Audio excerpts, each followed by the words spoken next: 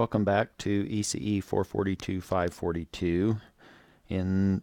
Let's start this video with a few announcements. I'm going to go ahead, since things are a little bit different right now, I'm going to go ahead and delay the due date for homework number 1. I'll try to update that on D2L in the Dropbox so that opens it up for a little bit longer. And if I fail to do that, don't worry, I'll get it done, or I'll try to get it done. But relative to homework number 1, if you're concerned about the MATLAB and how to write that up, I've tried to provide a little bit of a sample in D2L. And also relative to the derivation or the dynamics of the DC motor, you can look at example 6.28 from Sham's outline, and that might help you with understanding that particular problem in the homework assignment. If you are wanting to take your exams, if you're an online student using a proctor, make sure that I receive that proctor agreement form, preferably maybe in the assignments folder associated with the proctor agreement form. We'll have another homework assignment, homework number 2, that's due on the 4th of February, right before exam number 1, and exam number 1 is due, it will occur on the 6th of February. And hopefully, to prepare you for exam 1, I've provided some review material in the contents section of the course website on D2L. What I want to do in this lecture is actually review or complete our all delay block diagram to a state space representation discussion. We'll talk about the natural modes.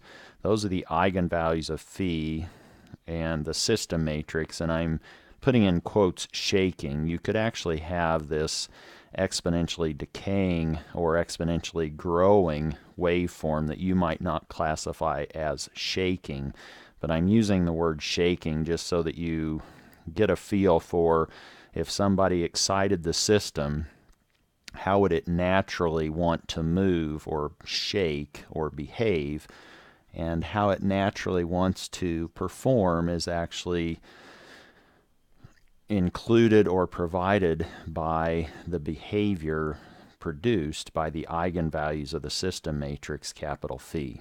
And Phi is our system matrix associated with our state space representation. So we can get a lot of information from the different descriptions or ways of modeling a system. The all delay block diagram might provide us a visual interconnection structure. The state space representation gives us these matrices, and one of those matrices is the system matrix that tells us about the shaking or the natural modes of the system. We'll want to be able to convert back and forth. We'll look at how we can obtain a frequency domain block diagram from an all delay block diagram, and that really just involves replacing the unit delay in the time domain, those blocks, with an operator z to the minus 1 in the frequency domain. We'll then illustrate this notion of block diagram algebra to allow us to find a transfer function from the frequency domain block diagram, and hopefully that will become a little bit more, or you'll become a little bit more comfortable with that type of analysis, doing the block diagram algebra, after we work through this simple example. Once we have all these z's floating around, it's nice to maybe understand or obtain a little bit more insight behind that complex variable. We'll go through a little bit of an interpretation of the complex variable z, and then we'll show how we can maybe use our knowledge, or we will use our knowledge of what's happening in the S-plane relative to, let's say, poles that are located in the S-plane. Where do they map to, or where are they associated with in terms of their corresponding poles in the Z-plane? And that will lead us to see that for discrete time systems, the poles are actually living or lie inside the unit circle in the complex Z-plane, And we can then talk about a sampling frequency, omega sub s, which is 2 pi f sub s. All of these units might be a little different, but omega sub s and f sub s are the sampling frequency, and those are related to the sample period, capital T, where omega sub s is 2 pi over capital T. And that sampling frequency, in this class, we'll use this rule of thumb, omega sub s is 30 times the closed loop bandwidth, and we'll get a little bit more comfortable with those concepts, but just remembering that 30 is useful if somebody wants to now say, oh, how fast do I sample, or what's the sampling frequency? You can start to invoke this rule of thumb. Now that we have the z variable, which is our frequency domain concept, and that's the complex variable z, and we have a difference equation in the time domain, we want to be able to go back and forth. We'll see how we can go from a difference equation to a transfer function, and with all of these z's floating around, we'll use those now in a transform capacity, just like we do in the S domain, or the frequency domain for continuous time systems. We have a Laplace transform. Now we have a Z transform, and maybe if you didn't like calculus, maybe you're okay now with the Z transform. We've replaced an integral with this infinite sum, and all we really have to do is sum up all of these terms, where little x of n is the time domain sequence of numbers associated either with a signal or, let's say, a system's impulse response or pulse response, and we weight those by a complex variable z raised to the minus n, where n is the same index as the index on our time sequence, little x of n.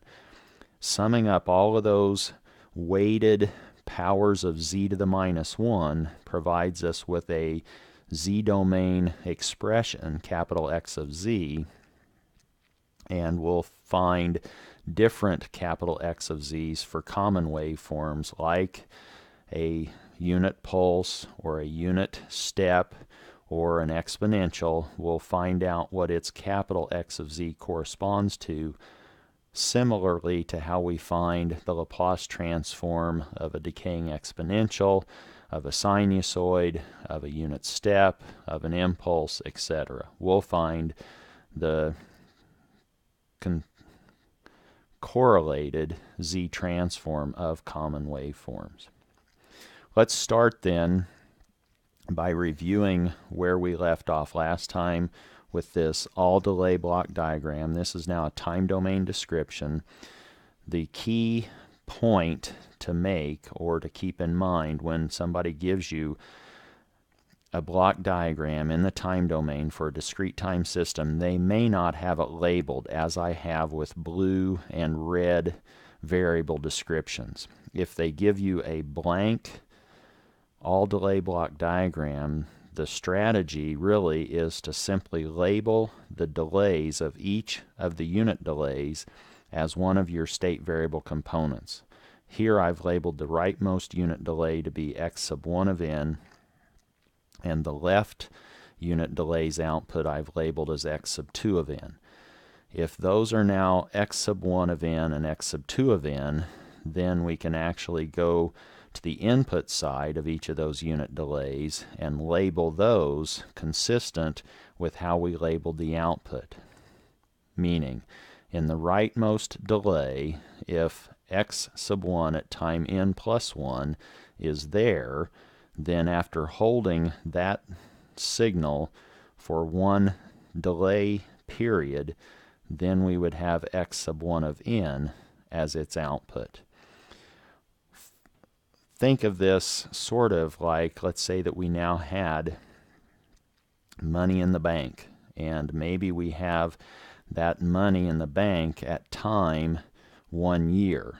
Well, with this unit delay, if we had 1 year on as the input side, then coming out of that unit delay would actually be the balance of that bank at time 0. Or if The input to that unit delay was our balance at time 10. Then the output of that unit delay would have been the balance 1 year before. That's really how to sort of think about this unit delay.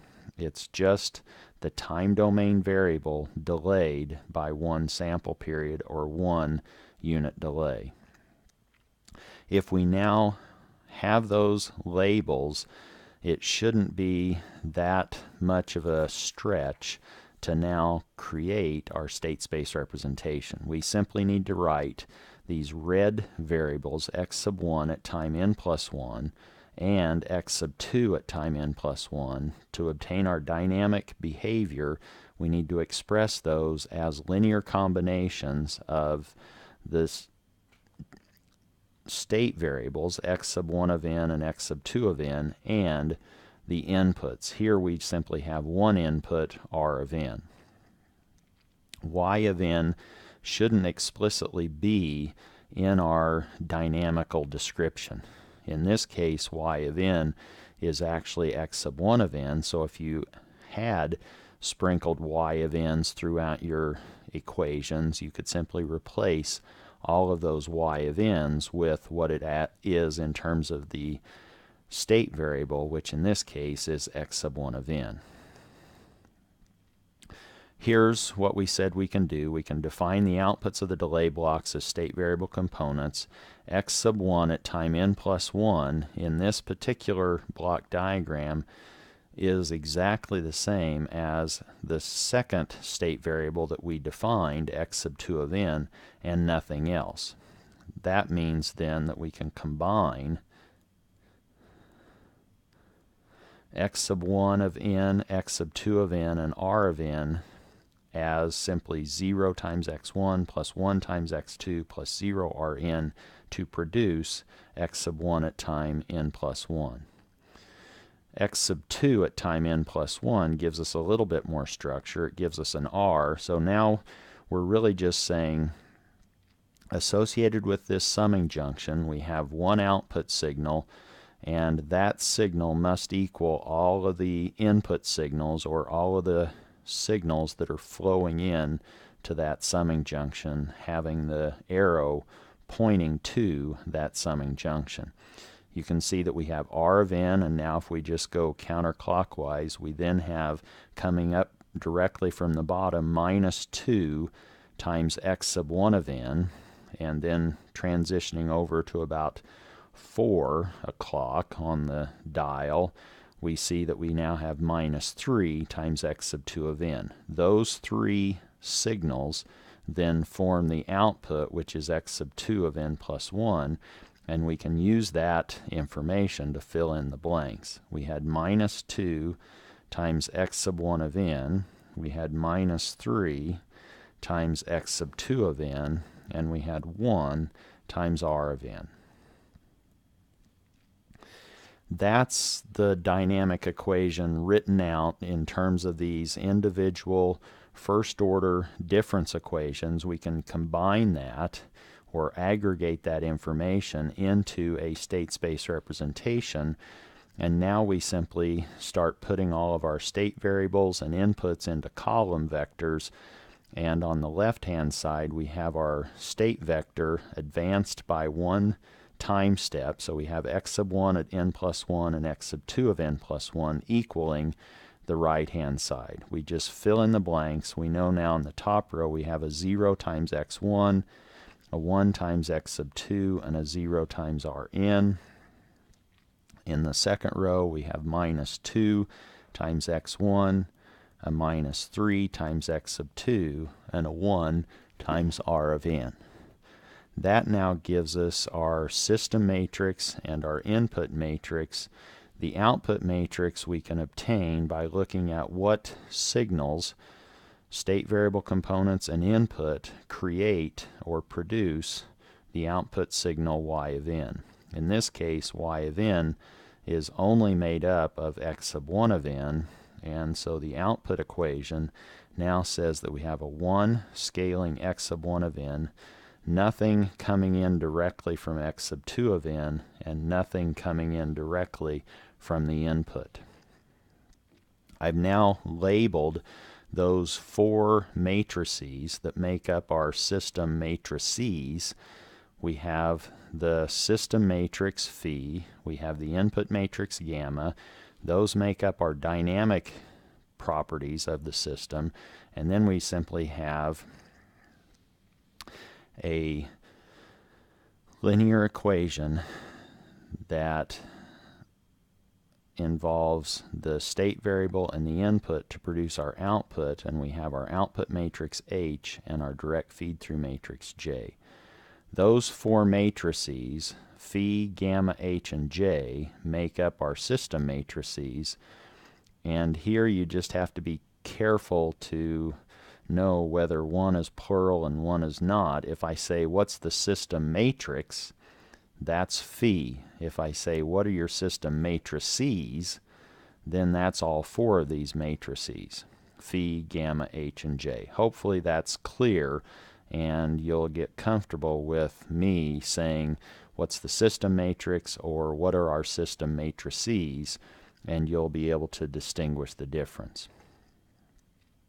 What we can do once we have that system matrix phi is now we can start to get a little bit more of a feel for what's happening in the system naturally if somebody excites the system. If we initialize some of the state variables to produce initial conditions, or if somebody walks up and hits the system or puts an input into the system initially, then how is it going to naturally respond to that excitation? In this case, the eigenvalues of phi are actually equal to -1 and -2, and we could find those eigenvalues from phi. You can see that they're not directly present in this 2 by 2 matrix. They're somewhere buried in there. But to find those, we can simply find the roots of the characteristic equation. And let's just walk through that quickly so that now we know for this particular block diagram, or for this particular state space representation with system matrices phi, gamma, H, and J, the system shakes or naturally wants to move relative to the modes associated with the eigenvalues of phi. In this case, it's a mode at -1, so we have a mode -1 raised to the n, and we have another mode -2 raised to the n. So how our system behaves naturally depends on the eigenvalues of this system matrix, and it may be that we want to change those eigenvalues, and we'll do that by using control theory, probably in the form of feedback. We may not be happy with modes at -1 and -2. Here's how those arise for this particular system. The eigenvalues, we simply have to find the determinant of lambda I minus phi and set that equal to 0. So the determinant of lambda I minus phi gives us our characteristic polynomial. We set that equal to 0 to produce our characteristic equation. The values of lambda that satisfy that characteristic equation, which in this case are -1 and -2, are the eigenvalues of that system. That's our review. Now let's transition. That was in the time domain, that block diagram. That state space representation was in the time domain. We also want to get comfortable working in the frequency domain. So now if somebody says, oh, I actually wanted a block diagram in the frequency domain, then all that's really required is you can simply erase that labeling in the blocks that correspond to unit delays and write in place of those the operator z to the -1. We'll understand what z to the -1 represents maybe a little bit more intuitively after we go through this example with some block diagram manipulation. But for now, let's just assume that we can replace the time domain delay blocks with operators in the frequency domain given by z to the -1. here is now the block diagram in the frequency domain, where all we've done is really capitalized the signals. We've now taken the Z transform of the input signal. That's now become R, capital R of Z. We'll learn more about the Z transform in a minute. And we have the Z transform of the output signal, little y of n, to produce capital Y of Z. Right now we just want to keep track of those as being transformed signals, and we want to now do some block diagram algebra so that we can identify different transfer functions in this block diagram. For example, the obvious the obvious transfer function might be the transfer function from R to Y. But it could also be that somebody's interested in finding the transfer function between R and this transformed error variable E of Z. And that's not just one. So we might be interested in, and we might call this signal Y sub E of Z if we wanted to, and that could be viewed as an output signal in our block diagram. And now we say, oh, find the transfer function between the input signal, capital R of Z, and this newly identified output signal, Y sub E of Z. Or somebody might say, actually, I want to know what's this middle signal going to look like relative to a transfer function. What's the transfer function between R and Y sub M?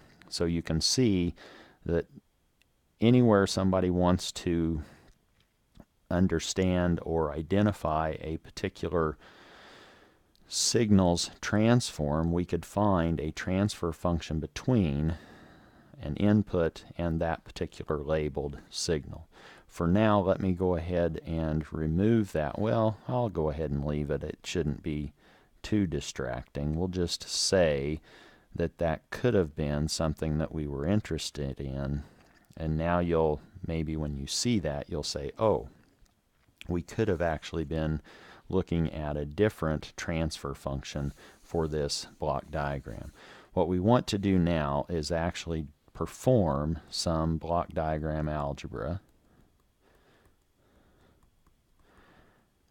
The motive of this is to actually try to find the transfer function between the input signal R and maybe the output Y, or the input signal R and this newly identified signal Y sub E of Z.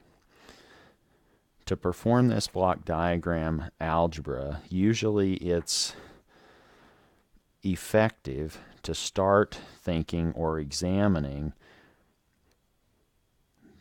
or writing equations in terms of this signal coming out of a summing junction. So if you have multiple summing junctions, you might start writing the equations that correspond to the outputs of those summing junctions. So let's now look at what capital E of Z is in terms of, hopefully, maybe R of Z and E of Z. But there may be some intermediate steps involved, and let's just see what those might be.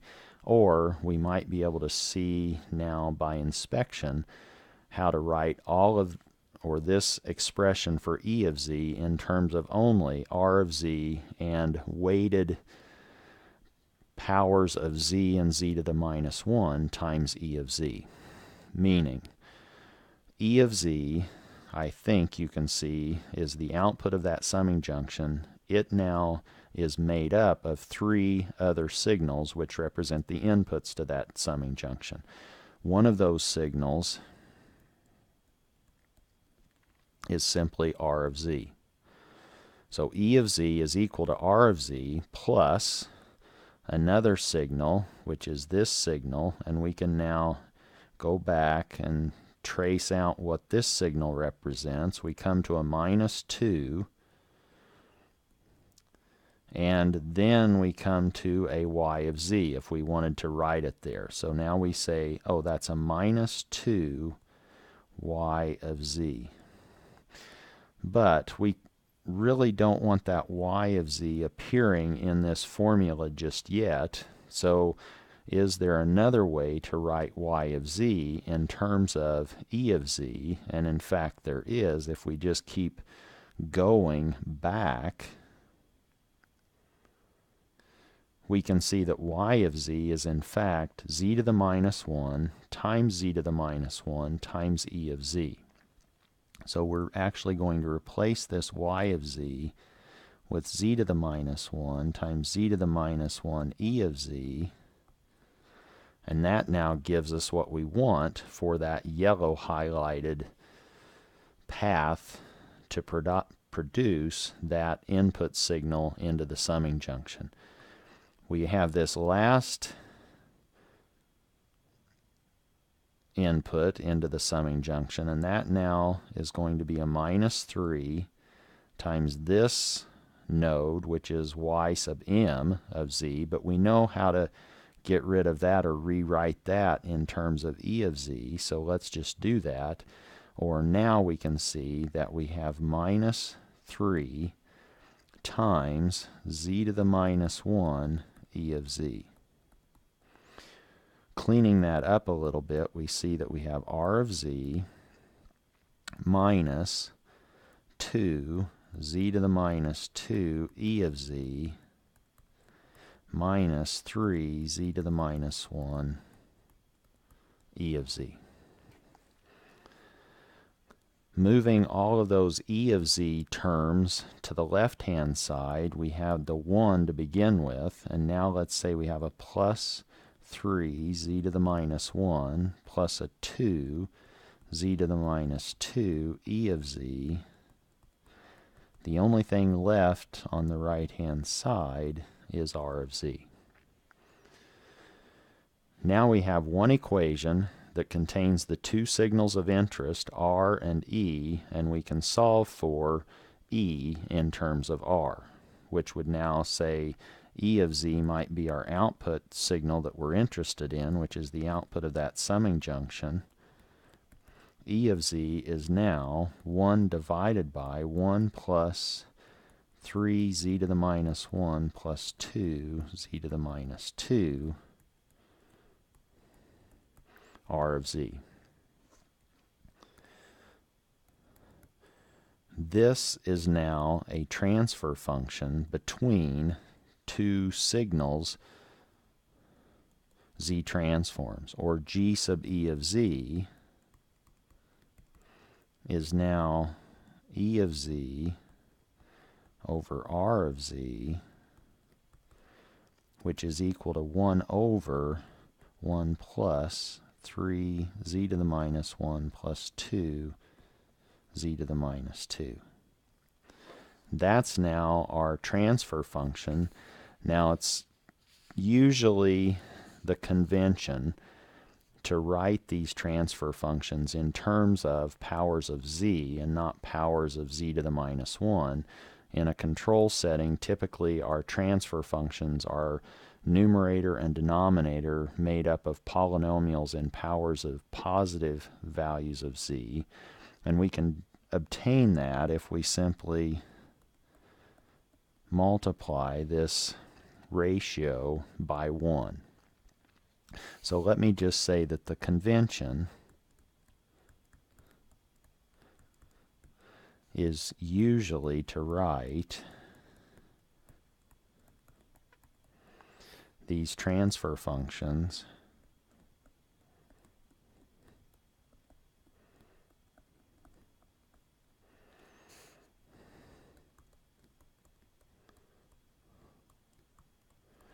in terms of positive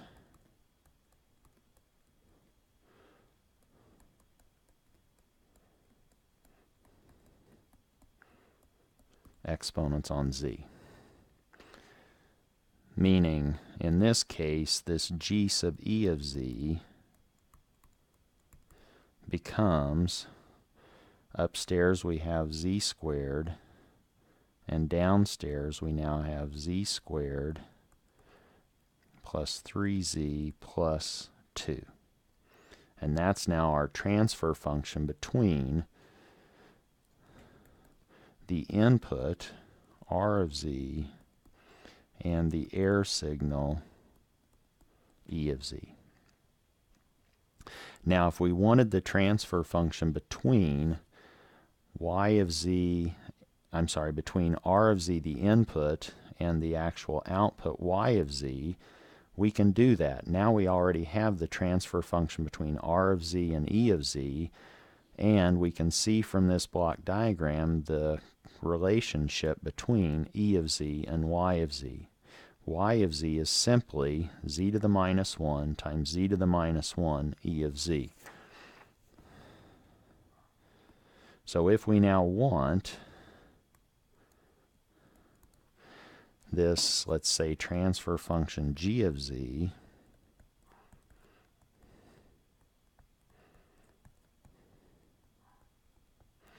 which is the transfer function between the input r and the output y, now we can notice that y of z is in fact equal to z to the minus 1, z to the minus 1 E of z, or that's now z to the minus 2 E of z. And we can now say that y of z is equal to z to the minus 2 times E of z. We have a formula for E of z from before in terms of R of z, so let's now write that down. This is now, well, yeah, I think we're okay with that. So now it's z to the minus 2 times E of z, which was 1 over 1 plus 3 z to the minus 1 plus 2 z to the minus 2 R of z, where this is just our expression for E of z. Or y of z now becomes z to the minus 2 over 1 plus 3 z to the minus 1 plus 2 z to the minus 2 times R of z. And if we want to write this in terms of positive powers of z, we can now multiply this expression by 1, so that now with our convention we now have that y of z is equal to, in the numerator we have z to the minus 1 times z squared, or 1. We now have z squared in the bottom plus 3z plus 2. And that's now times R of z. And this, we could say, is our transfer function for the system.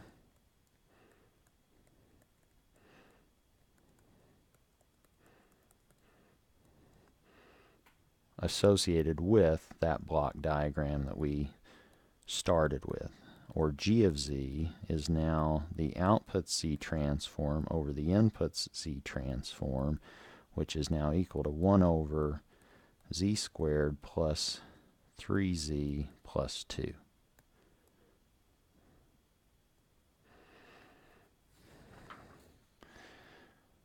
Now that we have these z's floating around, let's see if we can obtain a little bit more of an insight or an interpretation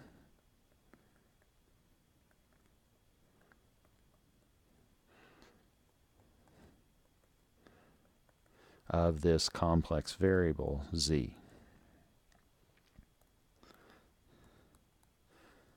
And it's always helpful when you're learning something new. If you haven't seen this before, it's nice to sort of relate new stuff to material that you already are comfortable with. In this case, let's remind ourselves of the Laplace transform variable that I'm assuming everybody is comfortable with. So recall the Laplace transform.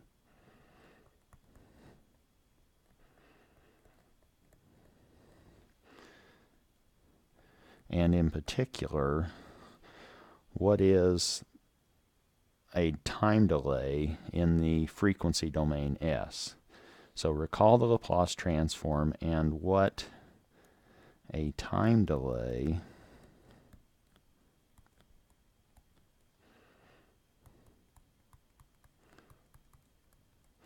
looks like in the S domain.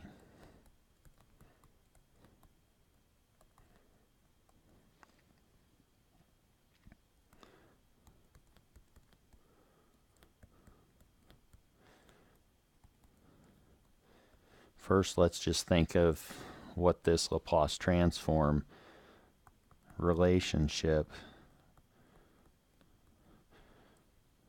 variable-wise looks like.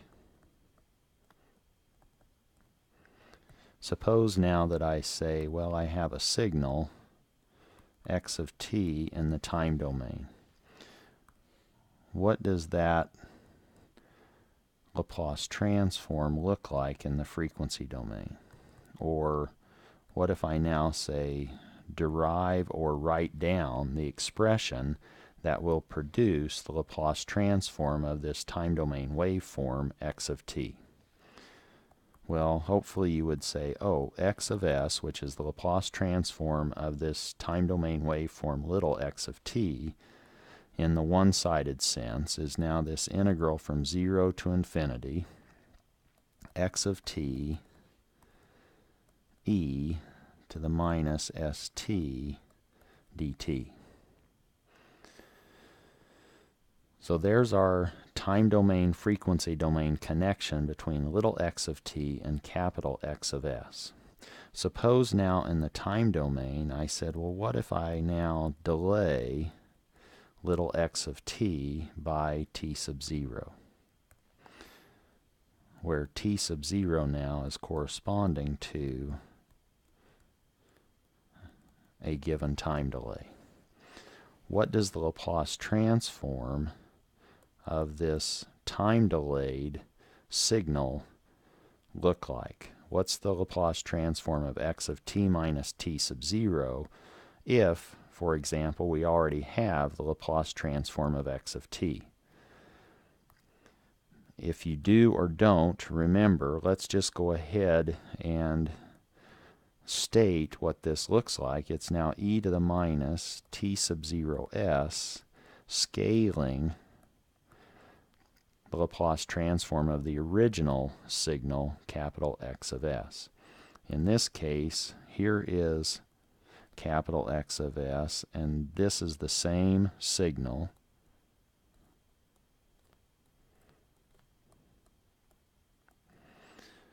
The impact of the delay in the frequency domain is contained in this operator, e to the minus t sub 0s. Remember, s is a complex variable, and it's a frequency variable, and t naught is simply a given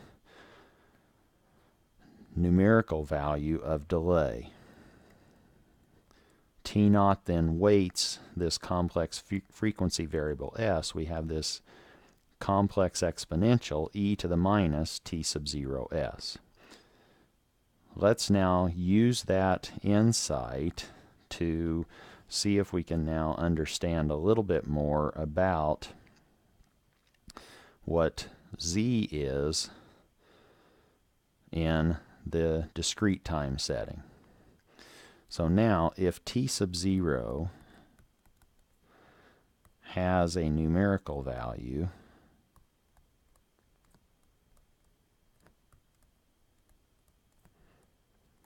of, let's say, that numerical value is equal to 1 sample period.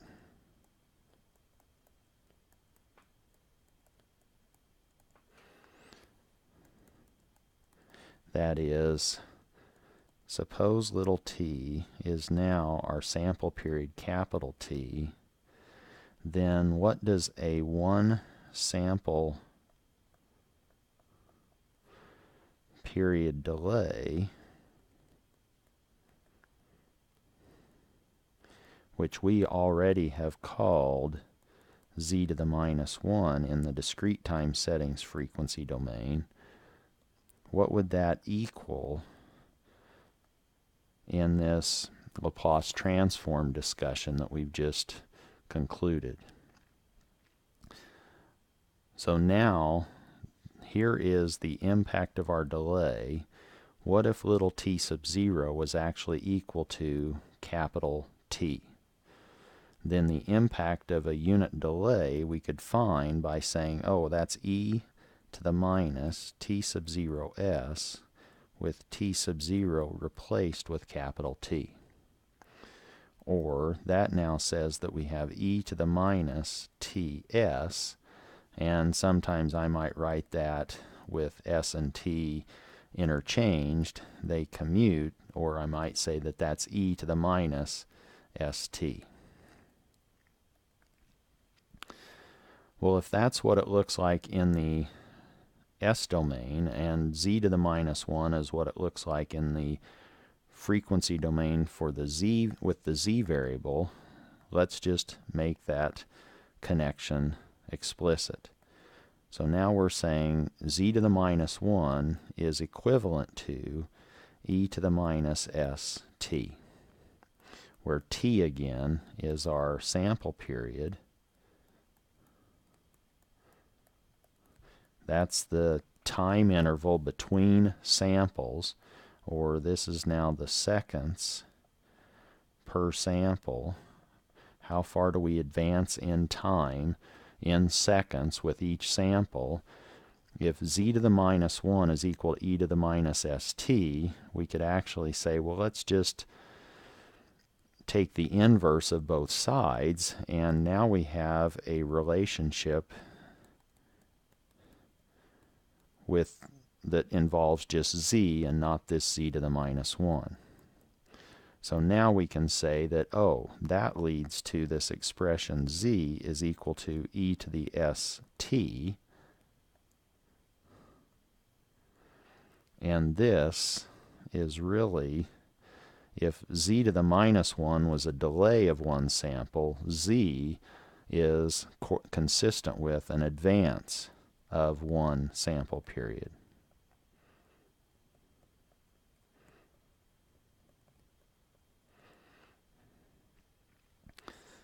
And this is actually how we will define, this is now our definition of the complex variable z in terms of the complex variable s. And I'm assuming that we're comfortable with the complex variable s. Remember that z is in fact a complex number,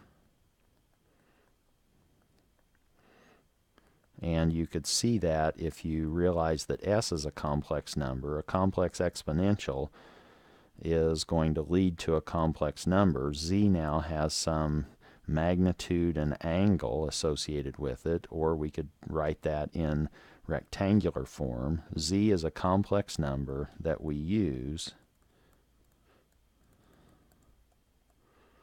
or that we will use, as a frequency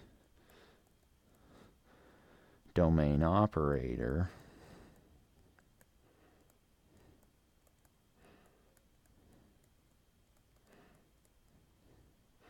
for discrete time systems.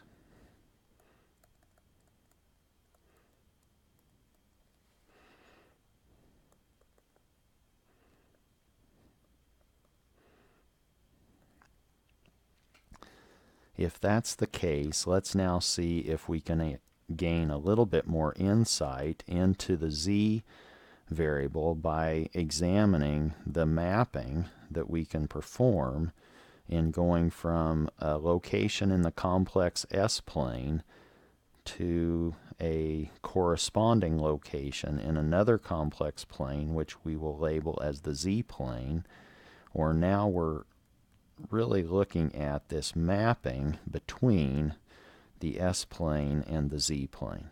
So what is the s-plane to z-plane mapping? I just said that this involves actually two different complex planes. Let's see if we can sketch those. There's one, and there's the other. Let's call this the s-plane. Here is the imaginary component of s, and here is the real component of s. Over on the right is our z-plane. It's a second complex plane. We have now here the imaginary axis of z, and we have the real axis of z. And let's now just suppose that somebody gives us a location in the complex s-plane, maybe at -3 plus j2, and we would like to know what does that look like, or where does that point go to in the z-plane when we actually use this s-plane to z-plane mapping relationship. We know that z is equal to e to the st. What happens when we now map this point in the s-plane into the z-plane? In this case, s is given to us as a minus sigma plus a j omega sub d, or it's now a -3 plus j2. And when we need it in this mapping, we're going to need a capital T. We're going to need a sample period. How fast or how often are we sampling, or what's the difference in seconds between each sample? For this illustration, let's go ahead and assume that our sample period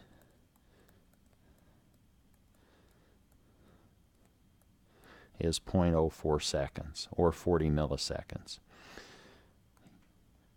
Now let's see what that gives us, or where we are going to end up in the z-plane when we take z from mapping s, which is given through this mapping e to the st. Or this is now e, and s is now a complex number in rectangular form. That's minus sigma plus j omega sub d times t. Well, we can now distribute t through both terms in the exponential, and we now have e to the minus sigma t plus j omega sub dt. That's in our exponent, but now we know that the summation in the exponent corresponds to multiplication if we multiply those two together, meaning I can now rewrite that as an e to the minus sigma t times an e to the j omega sub dt. And what you can do now is actually view this as some magnitude. Here, omega sub dt is actually going to be an angle, and e to the j theta sub d is going to be our angle in the complex z-plane. Or now we are able to write or think of this complex number z that's mapped from the s-plane into the z-plane as having some magnitude r at some angle theta sub d, where we're using the identified relationships. We're saying that r is now e to the minus sigma t, and this angle theta sub d is in fact omega sub d times t. Let's go ahead and push this through our example, our numerical example.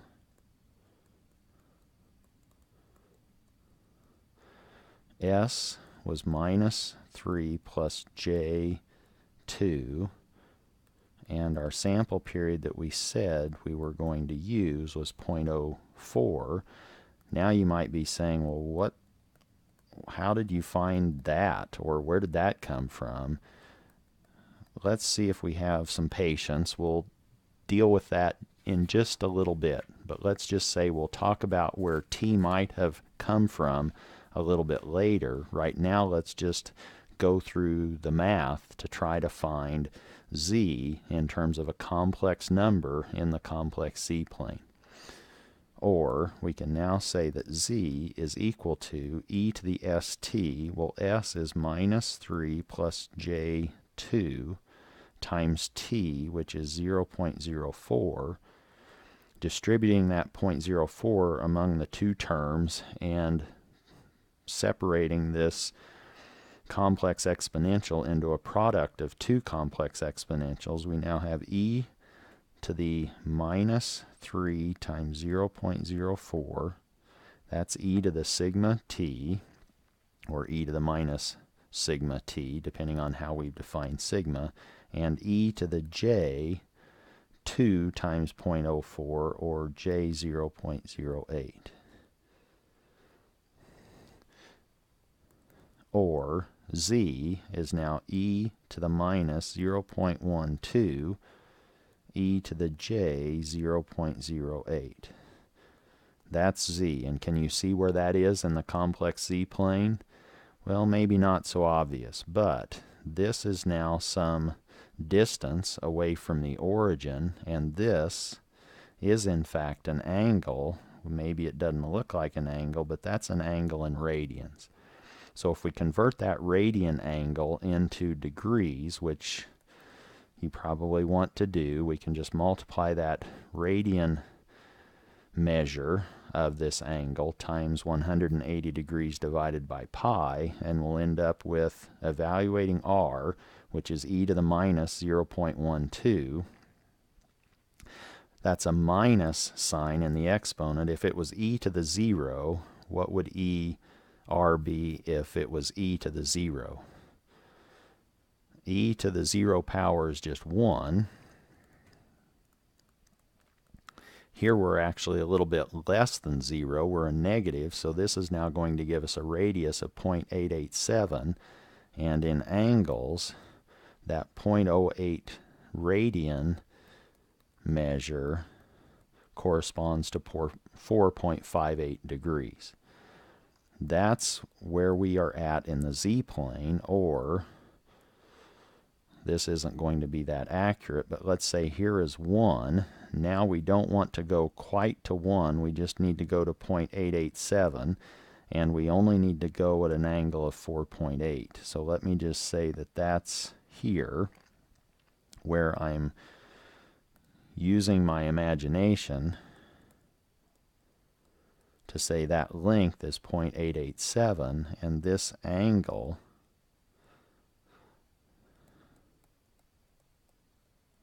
is the 4.58 degrees. And that's our value. This is now in the z-plane, and our polar form of z, we've now written z as 0.887 e to the j 4.58 degrees.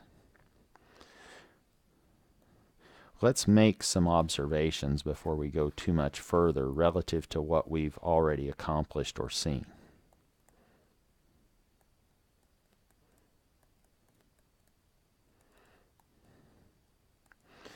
One observation concerns this value, or the length of this radius, or the magnitude of z. In this case, it was the magnitude of e to the minus 3t, and in fact, no matter what t is, as long as it's a positive number, that's going to be less than 1.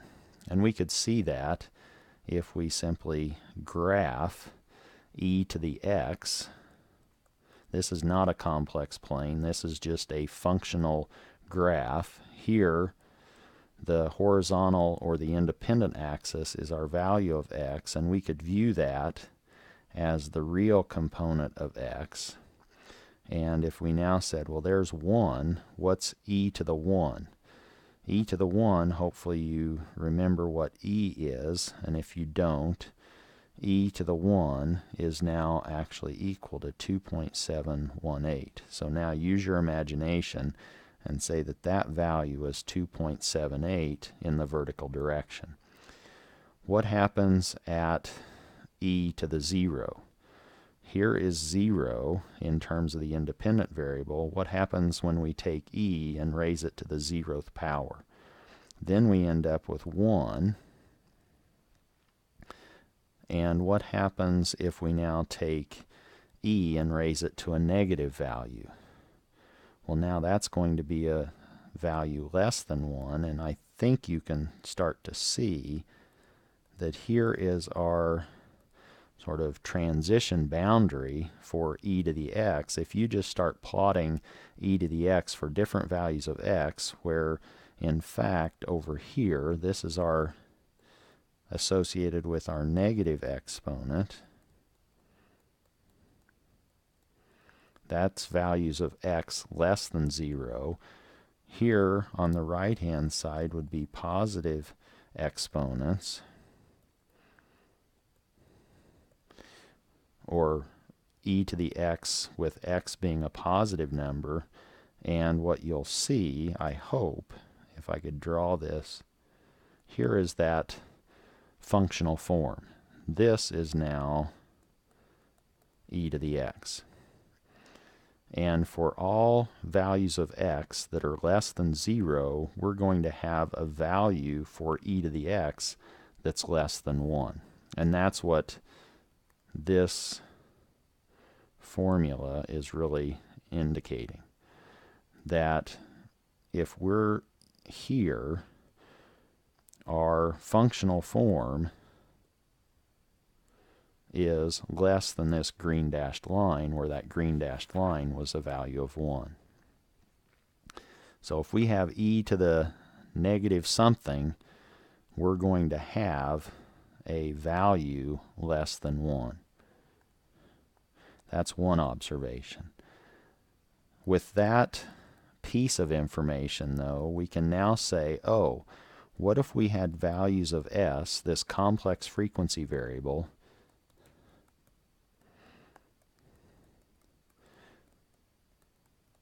with that complex frequency variable being in the left half s-plane. So values of s in the left half s-plane, where do they map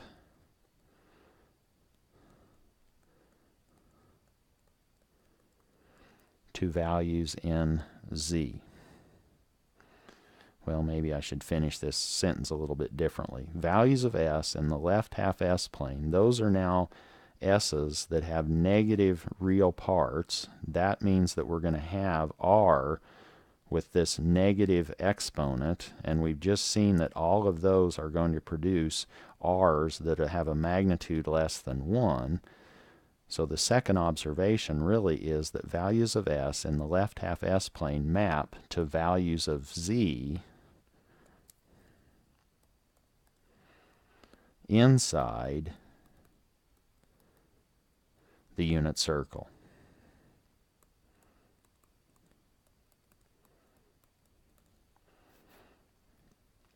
So there's our justification for values of s in the left half plane. Those represent stable poles in a continuous time system. Any value, any pole in the left half s-plane maps to poles inside the unit circle. We know that any pole in the left half plane corresponds to a stable system in the s-domain. Now we can just conclude that from this observation that poles in the unit circle in the z-plane correspond to stable poles in a discrete time system. Observation 3, theta sub d, which is equal to omega sub dt, as we've defined it. Let's just look at what these variables represent. Omega sub d is our frequency in radians per second. That's how fast our omega sub d, remember in our S variable, that was our damped frequency of oscillation. That's right here in the example that we were talking about. That now gives us 2 radians per second. So that's what omega sub d is. T is the time interval between samples. That's the seconds per sample. That's how long a sample period is. Well, if we now just multiply those two dimensionally, we see that theta sub d has units of radians per sample. The seconds cancel each other out.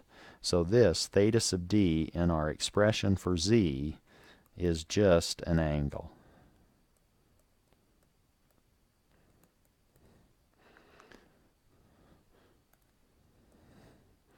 In the complex z-plane, here's the imaginary component of z, here's the real component of z. Now, if somebody gives us a point in the z-plane, that's a distance r from the origin, and it has an angle, theta sub d, which is equal to omega sub dt. So that point now tells us how we move relative to each sample. So if theta sub d was pi over 4, or let's say 45 degrees, then we're moving 45 degrees per sample at each sample. That will become a little bit more clear as we go through the semester, but now let's look at our rule of thumb that relates our sample period to the speed of the system. So our rule of thumb says that we want to select t, the sample period,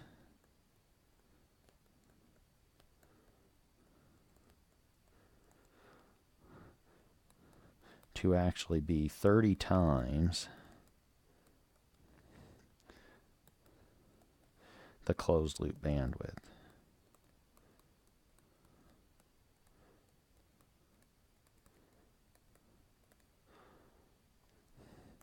So to give us something to think about, suppose we want a closed loop bandwidth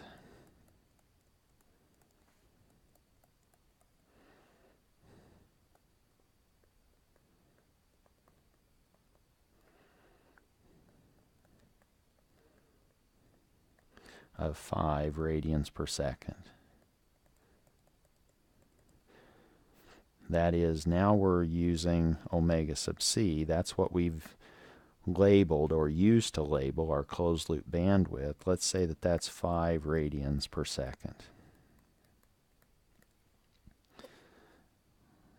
What does that correspond to relative to omega sub s?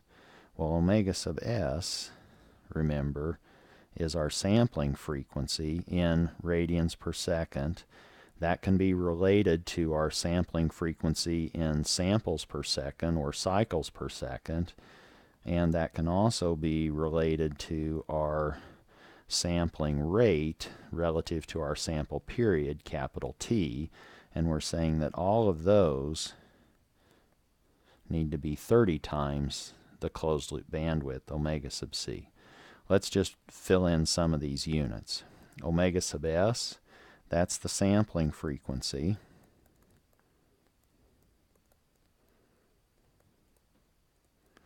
And that has units of radians per second. Somebody might also use f sub s and say, well, that's the sampling frequency. We just have to know what the units are when somebody says, what's the sampling frequency? Is that in units of radians per second? Or is that in units of samples per second, cycles per second, or hertz? So that's what this is. Let's say cycles per second. Or that's now samples per second. T is our sample period, and that has units of seconds per sample. And if that's the case, now we can see that this scaling factor, 2 pi, actually has units of radians per sample, or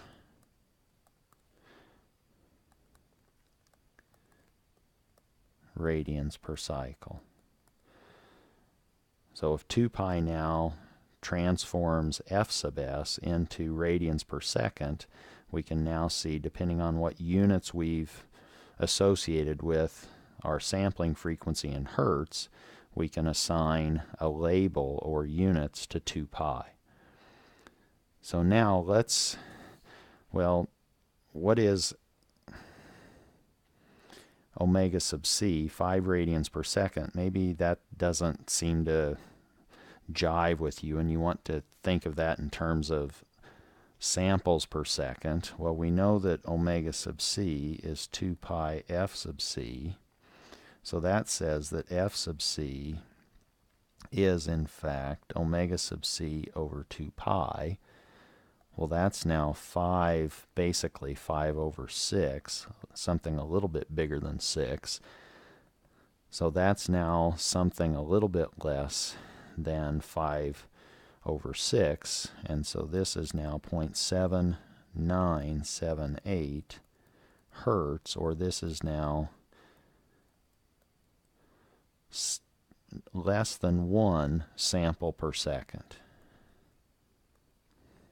So it's a little bit less than 1 hertz, this 5 radians per second. So now if you were clapping your hands at a rate of 1 clap per second, that's close to 5 radians per second. We want to know now, for a closed loop bandwidth of 5 radians per second, how fast do we really need to sample that? Well, now let's plug or solve for capital T in this relationship. 2 pi over cap T is equal to 30 omega sub c. T now is equal to 2 pi over 30 omega sub c. Just moving things around a little bit, multiplying both sides by capital T and dividing both sides by 30 omega sub c, we have this expression. Capital T is now 2 pi over 30 omega sub c.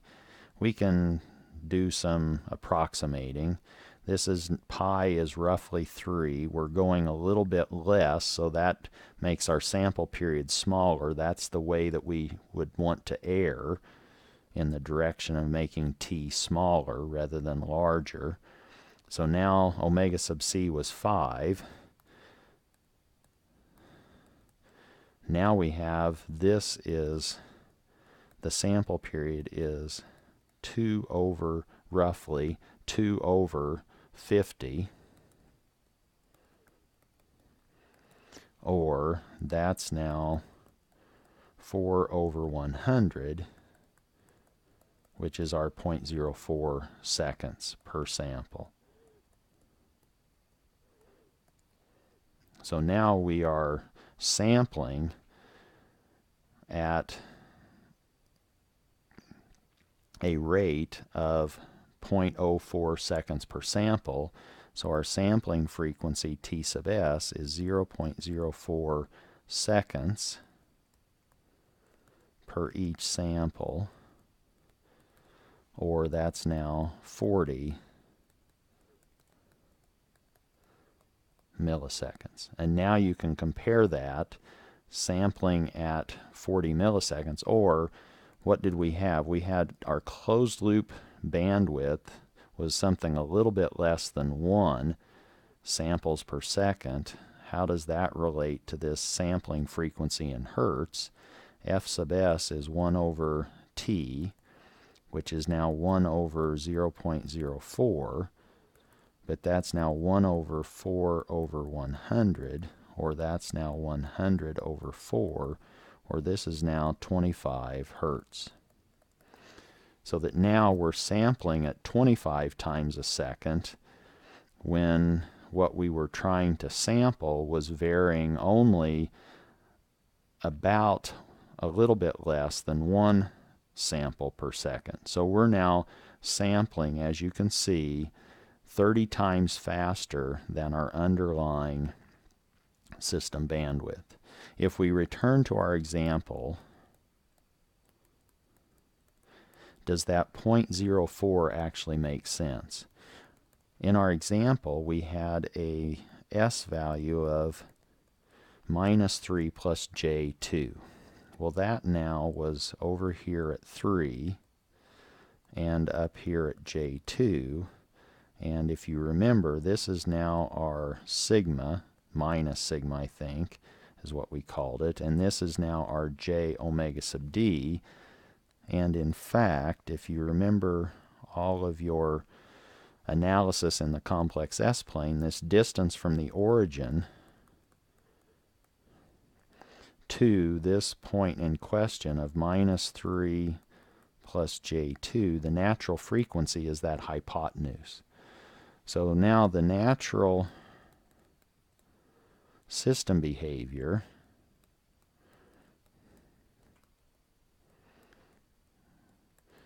that we were just assuming when we said, oh, let's look at an S equal to -3 plus J2, we could now find the natural frequency of that system by looking at the magnitude of S, where now we're looking at the magnitude of -3 plus J2.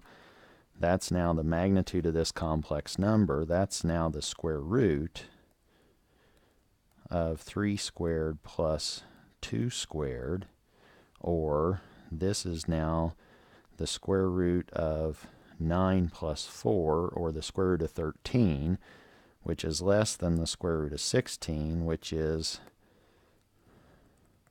4 radians per second. So in fact, when we said, oh, we wanted to sample at 0.04, we just found out that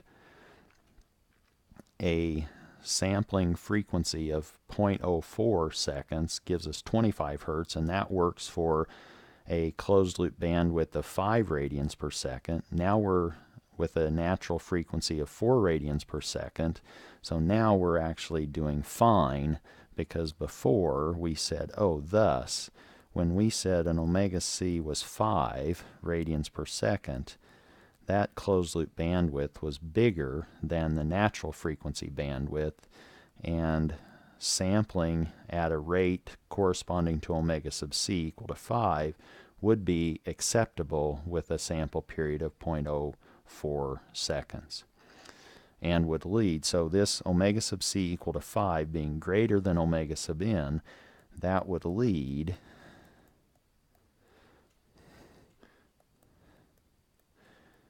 to an acceptable sample period t if we weren't going to speed up our system too much. If we weren't speeding up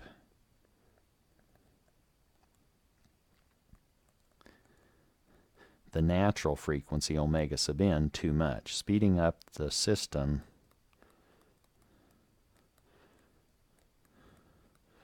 beyond omega sub c equals 5 radians per second. So we've taken in a lot in today's lecture, but try to keep all of this in mind. We're now looking at the complex variable z, the sample period capital T, and where points in the S-plane might map in the z-plane, and we'll pick up at that point next time.